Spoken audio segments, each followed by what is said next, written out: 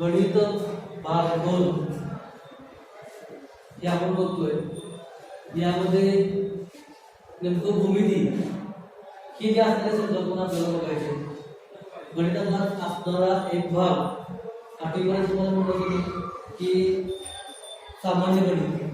त्या सामान्य गणितामध्ये आपण काय करायचं, गणित, भूमिती, सांख्यिकी हे सगळ्या ज्या गोष्टी ज्या आहेत या सगळ्या गोष्टी आपण पूर्णपणे एकत्र शिकायचं.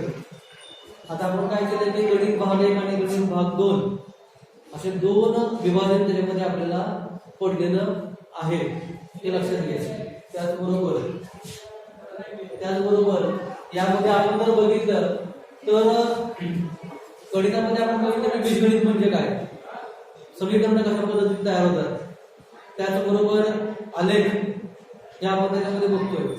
त्याचबरोबर व्यवहारिक गणितामध्ये अर्थनियोजन प्रकरण आपण त्याच्यामध्ये आलेलं आहे. आणि सगळ्यात शेवटी जर आपण जर बघितलं तर यामध्ये असणारं प्रकरण हे पण आपण त्याच्यामध्ये बघतोय. आणि काय असणार आहे, सांख्यिकीत असणारा काही भाग, हा सांख्यिकीत असणारा भाग आपण त्याच्यामध्ये महत्वपूर्ण असेल किंवा हे सगळे घटक जे आहेत, मध्यमान, मध्य, ह्या सगळ्या गोष्टी ज्या आहेत, आलेख, वृत्तालेख असेल, आयतालेख असेल, स्तंभालेख असेल, जोड स्तंभालेख असेल, तर ह्या सगळ्या गोष्टी आहेत. किंवा यामध्ये असे बरेच असणारे संकल्पना गणितामध्ये आपण बघितलं. आता भूमितीमध्ये आपल्याला काय बघायचं, तर सुरुवातीला भूमिती ह्याची असणारी संकल्पना आपण बघतो. तर भू म्हणजे काय आहे बघा, आपल्याला माहिती आहे काय आहे, भू म्हणजे जमीन, बरोबर आहे.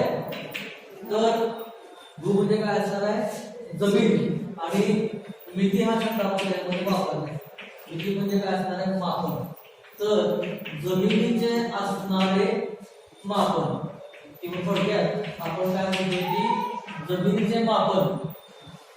आता हे आपण डायरेक्ट मोजतोय का, डायरेक्ट आपण घेतला टेबल लगेच जमीनच मोजायला चालू केली, शक्य नाही. ह्या गोष्टी आपल्याला काय करायचे, पहिल्यांदा तरी आपल्याला काहीतरी आराखडे पाहिजेत ना, बरोबर आहे का. की दिसला प्लॉट की आपण लगेच डायरेक्ट घरच बांधायला चालू केलं असं नाही, त्याचं काहीतरी नियोजन लागणार. मग त्यासाठी आपल्याला काही आराखडे असतात, काही आकृती असतात, आपल्याला नेमकं एरिया किती आहे, मग आपल्याला बांधणारा अवेलेबल असणारा एरिया किती बांधू शकतो, ह्या सगळ्या गोष्टी आपण त्याच्यामध्ये बघणार ना.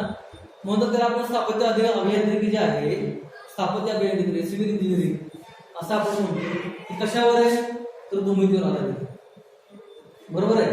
तर यामध्ये त्याला इंग्रजीमध्ये जॉमेट्री हा शब्द आपण वापरतो. जिओ हा शब्द आहे, म्हणजेच त्याला आपण भू म्हणतो.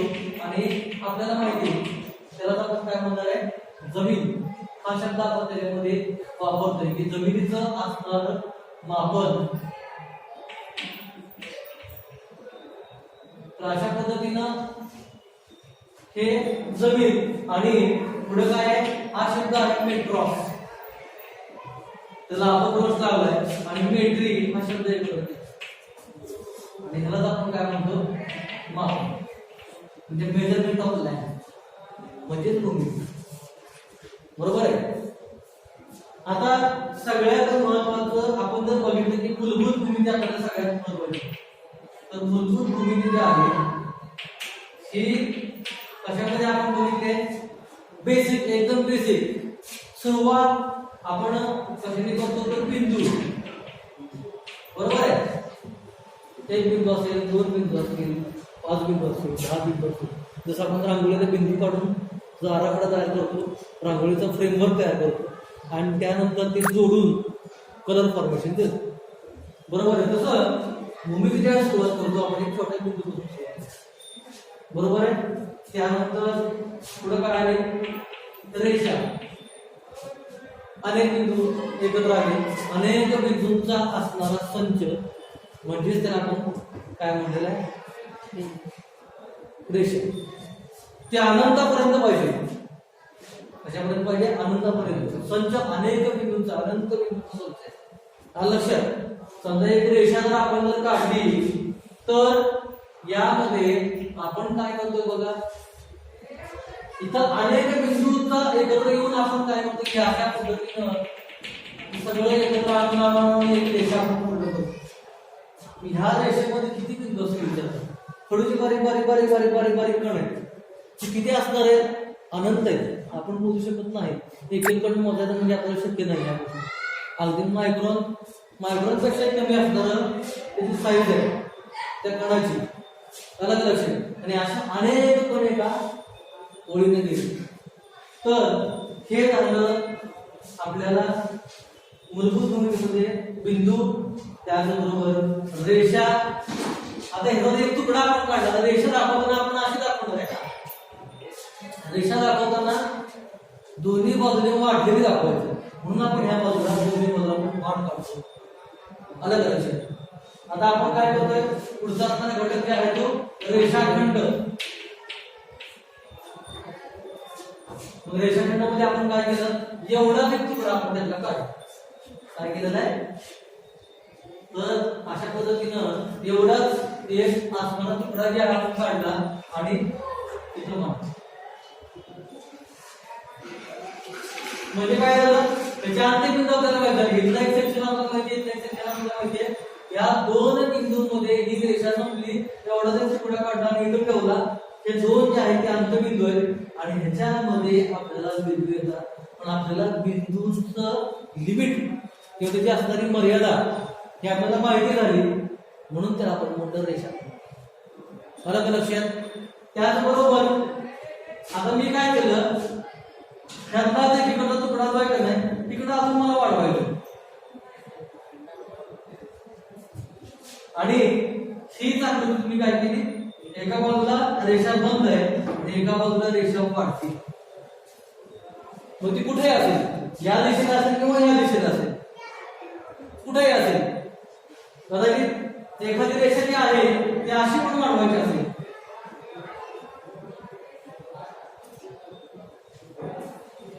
म्हणून हे जे आहे त्याला आपण काय म्हणलेलं आहे, किरण. हे आपण 7वीला शिकला, 7वीपासून 8वीपासून या गोष्टी बघतो, बरोबर आहे. त्याचबरोबर आता मी काय केलं, त्यातले छोटे छोटे तुकडे त्याला मी बदल करून टाकले. इथे एक तुकडा घेतला, हा तुकडा मी इथं वाढवला, दुसरा एक तुकडा आणला इथं ठेवला. हा तुकडा मी काय केला, इथं जो तयार झालेला जो मापन त्याच्यामध्ये होतं किंवा ही जी आकृती तयार होती ती झाली कोन, बरोबर आहे. आणि हे आपण त्याच्यावेळी काय करायचं, त्याची दोन्ही बाजूला आपण वाढवले ना, वाढवू शकतो, काय अडचण नाही. यामध्ये तयार झालेली जी काय आकृती आहे त्याला आपण काय म्हणतो, कोन. आता ह्यामध्ये मी काय केलं, अजून एक रेषा आणली. काय झालेलं आहे, म्हणजे एक बंदिस्त आकृती आपल्याला मिळाली. ह्या आकृती जी आहे ती बंदिस्त, एक फ्रेमवर्क हे आपल्याला त्याच्यामध्ये मिळालं. आता अजून एक रेषा आणली, काय झालेलं आहे, चौकोन. त्यानंतर आपण काय करतोय, पंचकोन आहे, षटकोन आहे, सप्तकोन आहे, अष्टकोन आहे.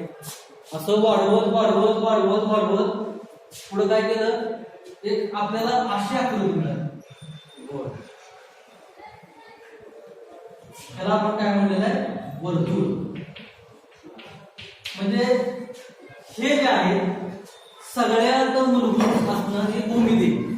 या मूलभूत भूमितीमध्ये हे सगळे घटक ज्यावेळेस आपल्याला कळतील त्यावेळेस आपल्याला भूमितीमधलं कळतं. भूमिती फार वाचत आहे. आणि आतापर्यंत तुम्ही काय केलं, वेगवेगळ्या आकृत्यांची ओळख बघितली, त्याचे गुणधर्म बघितले, त्रिकोणाचे गुणधर्म, चौकोनाचे गुणधर्म, समभुज त्रिकोणाचे गुणधर्म, समभुज चौकोनाचे गुणधर्म, ह्या सगळ्या गोष्टी ज्या आहेत ह्या आपण त्याच्यामध्ये बघतोय. हे लक्षात घ्या. तर अशा पद्धतीने आपण हे सगळं जे आहे ते मूलभूत भूमिती हे आपण बघतोय. आतापर्यंत ही जी भूमिती आहे ती द्विमितीय भूमिती किंवा जास्तीत जास्त एक आकृती आपण बघतोय. आता पुढे आपण काय केलं, संपूर्ण भिंतीचा विचार करतो. संपूर्ण भिंतीमध्ये आपल्याला काय काय दिसतंय, इथे एक खिडकी आहे, तिथे एक खिडकी, दरवाजा आहे, तिथे एक खिडकी, हा फोटो आहे, हा एक ब्लॅकबोर्ड आहे, म्हणजे अनेक भूमिती आकृत्या ह्या सगळ्या भिंतीवर आहे. त्याबरोबर वर्तुळाकार आपल्याला आकार दिसतोय, तिथंच मागं चौकोन दिसतोय, असे छोट्या छोट्या पट्ट्या दिसते, एक रेषा दिसते, वायर म्हणजे एक रेषा. विचार करा, म्हणून ह्या सगळ्या भिंतीवर हे सगळं आहे. म्हणून ह्या सगळ्याचा भिंतीचा जर विचार जर केला तर त्याच्यामध्ये शब्द एक नवीन शब्द आला, त्याच्यामध्ये आपण त्याला काय म्हणलं, प्रतल. आलं किंवा इंग्रजीमध्ये आपण त्याला प्लेन म्हणतो, प्लेन सरफेस, बरोबर आहे, प्रतल. आपण काय केलं आता जी भूमिती बघतो आपण, एक प्रतलीय भूमिती किंवा द्विप्रतलीय भूमिती, प्लेन जॉमेट्री. आलं लक्षात. जसं आपण एक्स आणि वाय अक्ष आपण याच्यामध्ये विचार करू, प्रतलामध्ये दोन महत्त्वाचे अक्ष आहेत, एका बाजूला असणारा एक्स अक्ष, एका बाजूला असणारा वाय अक्ष. इथपर्यंत तुम्ही फक्त काय केलं, एका अक्षाचा विचार केला, म्हणजे एकच बाजू तुझी बघितली, बरोबर आहे, फक्त एवढंच बघितलं. आणि हा तुमचा असणारा आरंभ बिंदू किंवा ओ, जे तुम्ही दोन रेषा एकमेकाला जोडलेल्या दाखवतात. आता मला काय करायचंय, ही रेषा अशी वाढवली आणि ही रेषा, बरोबर आहे, दोन्ही रेषा आपल्याला इथं वाढवली. मग आपल्याला यामध्ये काय झालं बघा, की पहिलं चरण, दुसरं चरण, तिसरं चरण आणि चौथं चरण, चार चरण आपल्याला, चार सेक्शन आपल्याला घाट पडले. आपण आतापर्यंत जे बोलत होतो फक्त एवढा सेक्शन, म्हणजे हे सेक्शन बोलत होतो.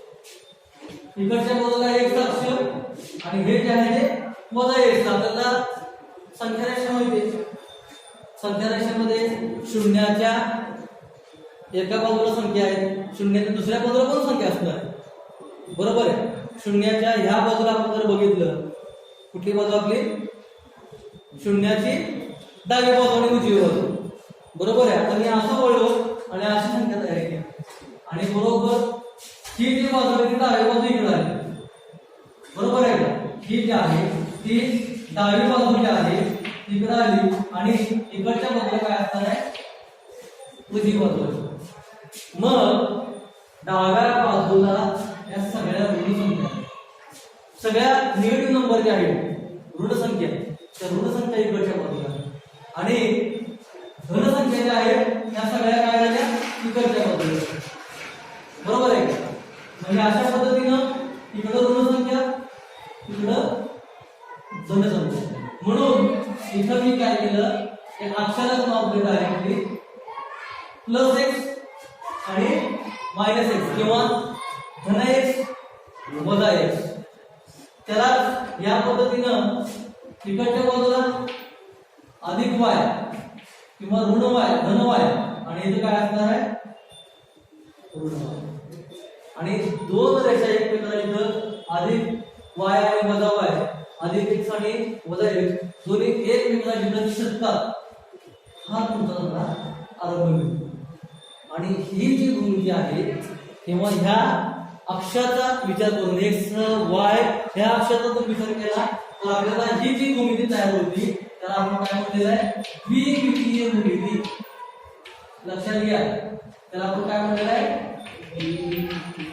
द्विमितीय भूमिती. आणि ही जी सिस्टीम आपण वापरतोय एक्स आणि वाय दोन अक्षाचा आपण विचार करतोय, लक्षात. तर अशा पद्धतीनं ही जी असणारी भूमिती जी आहे त्याला आपण काय म्हणलेलं आहे, द्विमितीय भूमिती.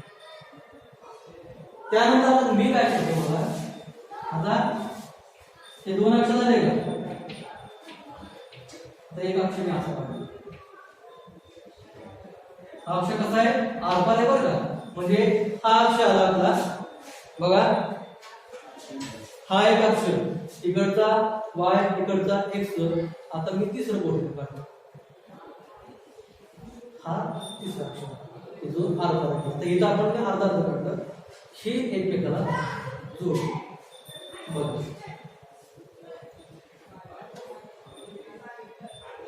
तर ही जी असणारी भूमिती आहे की ज्याच्यामध्ये इकडच्या बाजूला अधिक एक्स, इकडच्या बाजूला वजा एक्स, इकडच्या बाजूला अधिक वाय, इकडच्या बाजूला वजा वाय, आणि आरपार इकडच्या बाजूला असा हा जो आहे अधिक झेड आणि वजा झेड एक्स वाय झेड असे तीन अक्षर काय रे एक्स वाय झेड बदल असे तीन बदल आले एक्स वाय झेड बदल हे जे आहे एक्स वाय बदल म्हणून याला आपण काय म्हणतात एक्स आणि वाय बदल त्याला म्हणतात आपण एक्स वाय बदल द्विमितीय भूमिती आणि ही जी भूमिती आहे एक्स वाय झेड बदल म्हणजे ही भूमिती आपल्याला काय झालेली आहे त्रिमितीय भूमिती अक्षर किती झाले बघ बाजू किती झाल्या 1 2 3 4 5 आणि पुन्हा 6 तर अशा पद्धतीने 6 वेगवेगळ्या दिशांनी एखादी वस्तू आपल्याला दाखवते ग्राफिक डिझाईन त्याला आपण ग्राफिक डिझाईन आता ह्याच्यामध्ये अजून एक अक्षर वाढवला खाली आणि वरचा ऊर्ध्व अक्षर अलग लक्षात आणि अधो अक्षर आणि ह्यालाच म्हणतो आपण 10 दिशा 10 दिशा तुम्हाला माहिती आहेत आतापर्यंत मी 8 दिशा बनवतो बरोबर आहे पूर्व पश्चिम दक्षिण उत्तर त्यानंतर मग पुढच्या राहिलेल्या 4 आग्नेय वायव्य नैऋत्य ईशान्य हे किती झाल्या 8 झाल्या ऊर्ध्व आणि अधो ह्या 2 दिशा त्याच्यामध्ये वाढल्या आणि 10 दिशा म्हणून आपण म्हणतो 10 दिशांनी फिरून आलो आपल्याला कायच मिळालं अलग लक्षात हे मराठीमध्ये आपण म्हणतो पण ऍक्च्युली यामध्ये आपल्याला ही जी भूमिती आहे त्याला आपण काय म्हटलेलं आहे त्रिमितीय भूमिती मग आपण काय करतो काय काय ठिकाणी आपल्याला बहुमितीय भूमिती म्हणजे पूर्ण सर्कलचा विचार करतो पूर्ण स्क्वेअर